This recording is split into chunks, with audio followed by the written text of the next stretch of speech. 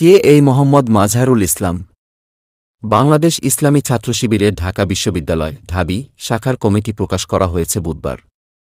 কমিটিতে ছাত্র আন্দোলন ও মানব সম্পদ উন্নয়ন বিষয়ক সম্পাদক পদ পেয়েছেন মো. মাজহারুল ইসলাম। শিবিরের এ নেতা অনার্সে প্রথম স্থানসহ গোল্ড মেডেল অর্জন করেন। আর মাস্টার্স প্রথম সেমিস্টারে তিনি আউট অফ 4-এ 4 পেয়েছেন।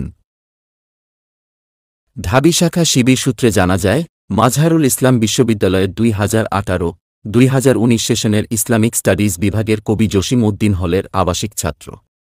তিনি বর্তমানে মাস্টার্সের দ্বিতীয় সেমিস্টারে পড়ছেন। মাস্টার্সের প্রথম সেমিস্টারে আউট অফ 4-এ তার জিপিএ 4 ছিল।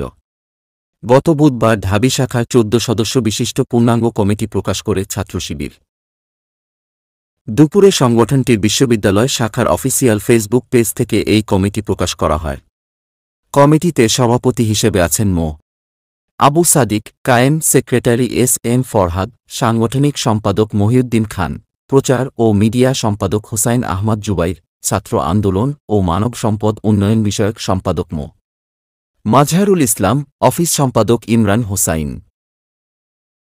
কমিটিতে বায়তুল মাল সম্পাদক হয়েছেন আলাউদ্দিন আবিদ, দাওয়াহ ও ছাত্রকল্যাণ সম্পাদক হামিদুর রশিদ জামিল, সাহিত্য, সংস্কৃতি ও প্রকাশনা সম্পাদক নুরুল ইসলাম নূর, বিজ্ঞান ও ক্রীড়া সম্পাদক মো.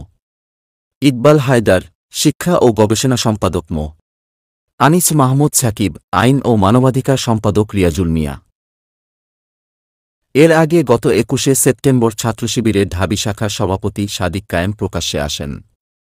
তিনি রাষ্ট্রবিজ্ঞান বিভাগের 2016-17 শিক্ষাবর্ষে মাস্টার দা সূর্যসেন হলের ছাত্র। পরদিন সাধারণ সম্পাদক এস.এম. ফরহাদ প্রকাশ্যে আসেন। তিনি সমাজকল্যাণ ও গবেষণা ইনস্টিটিউট 2017-18 শিক্ষাবর্ষের ছাত্র। বিশ্ববিদ্যালয়ের কবি জসিম উদ্দিন হলে থাকতেন তিনি। News desk FTV.